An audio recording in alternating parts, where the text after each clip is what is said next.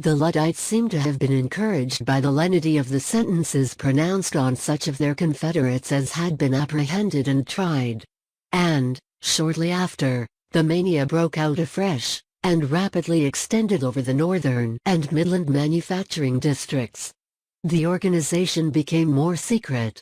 An oath was administered to the members binding them to obedience to the orders issued by the heads of the Confederacy. And the betrayal of their designs was decreed to be death. All machines were doomed by them to destruction, whether employed in the manufacture of cloth, calico, or lace. And a reign of terror began which lasted for years. In Yorkshire and Lancashire mills were boldly attacked by armed rioters, and in many cases they were wrecked or burned, so that it became necessary to guard them by soldiers and yeomanry. The masters themselves were doomed to death.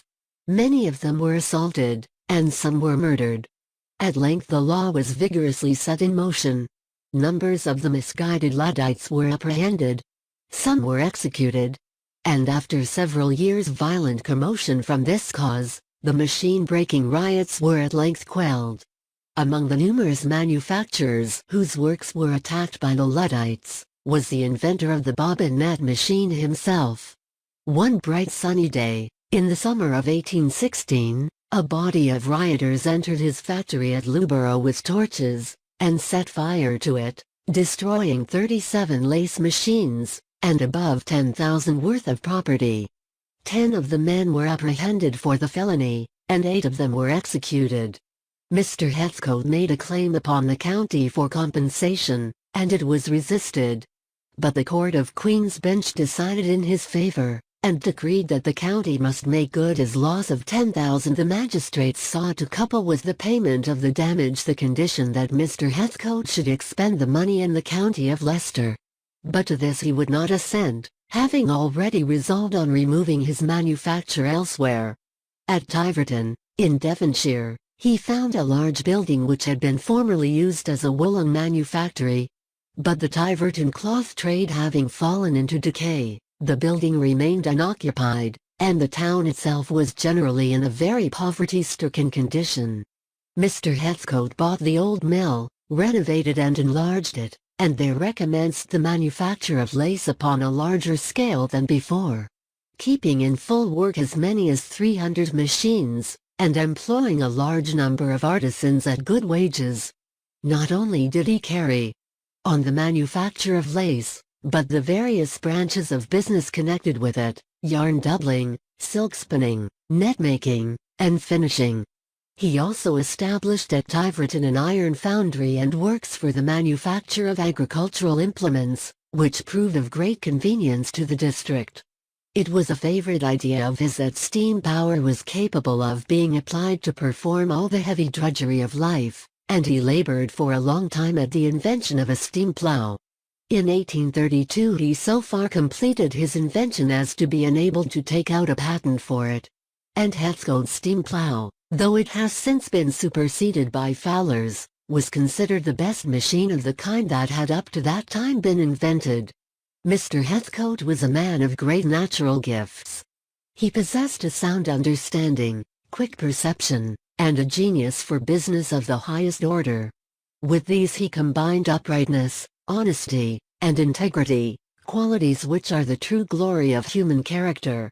Himself a diligent self-educator, he gave ready encouragement to deserving youths in his employment, stimulating their talents and fostering their energies.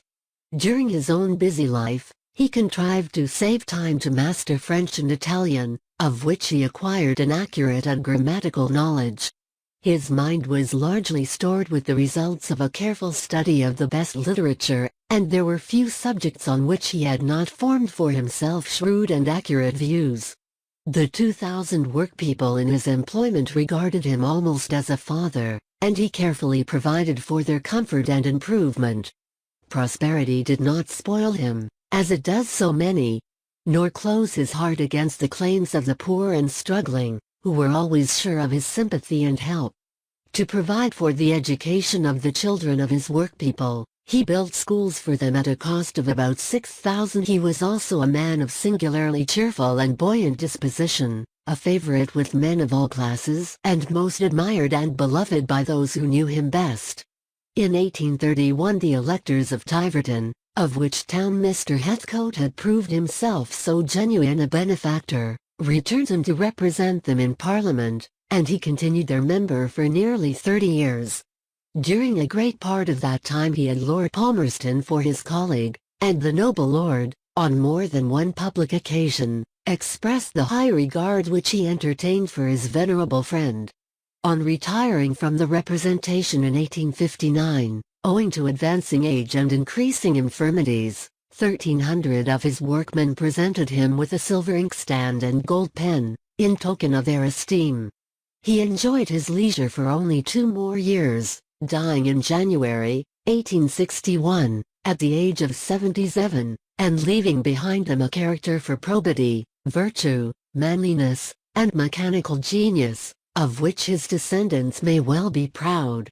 We next turn to a career of a very different kind, that of the illustrious but unfortunate Jacquard, whose life also illustrates in a remarkable manner the influence which ingenious men, even of the humblest rank, may exercise upon the industry of a nation. Jacquard was the son of a hard-working couple of Lyons, his father being a weaver, and his mother a pattern reader. They were too poor to give him any but the most meagre education. When he was of age to learn a trade, his father placed him with a bookbinder. An old clerk, who made up the master's accounts, gave Jacquard some lessons in mathematics. He very shortly began to display a remarkable turn for mechanics, and some of his contrivances quite astonished the old clerk, who advised Jacquard's father to put him to some other trade, in which his peculiar abilities might have better scope than in bookbinding. He was accordingly put apprentice to a cutler, but was so badly treated by his master, that he shortly afterwards left his employment, on which he was placed with a type founder. His parents dying, Jacquard found himself in a measure compelled to take to his father's 2 looms, and carry on the trade of a weaver. He immediately proceeded to improve the looms, and became so engrossed with his inventions that he forgot his work, and very soon found himself at the end of his means. He then sold the looms to pay his debts, at the same time that he took upon himself the burden of supporting a wife. He became still poorer, and to satisfy his creditors, he next sold his cottage. He tried to find employment, but in vain, people believing him to be an idler, occupied with mere dreams about his inventions. At length he obtained employment with a line maker of Bresse, whither he went, his wife remaining at Lyons, earning a precarious living by making straw bonnets. We hear nothing further of Jacquard for some years, but in the interval he seems to have prosecuted his improvement in the drawloom for the better manufacture of figured fabrics. For, in 1790, he brought out his contrivance for selecting the warp threads, which, when added to the loom, superseded the services of a drawboy. The adoption of this machine was slow but steady, and in 10 years after its introduction, 4,000 of them were found at work in Lyons. Jacquard's pursuits were rudely interrupted by the Revolution, and, in 1792, we find him fighting in the ranks of the Lyonnese volunteers against the army of the Convention under the command of Du Bois-Croncet. The city was taken. Jacquard fled and joined the army of the Rhine, where he rose to the rank of sergeant. He might have remained a soldier, but that, his only son having been shot dead at his side, he deserted and returned to Lyons to recover his wife. He found her in a garret still employed at her old trade of straw bonnet making. While living in concealment with her, his mind reverted to the inventions over which he had so long brooded in former years. But he had no means wherewith to prosecute them. Jacquard found it necessary, however, to emerge from his hiding place and try to find some employment. He succeeded in obtaining it with an intelligent manufacturer, and while working by day he went on inventing by night.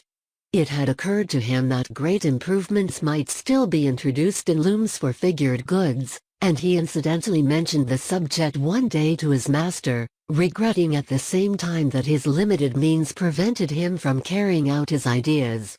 Happily his master appreciated the value of the suggestions, and with laudable generosity placed a sum of money at his disposal, that he might prosecute the proposed improvements at his leisure.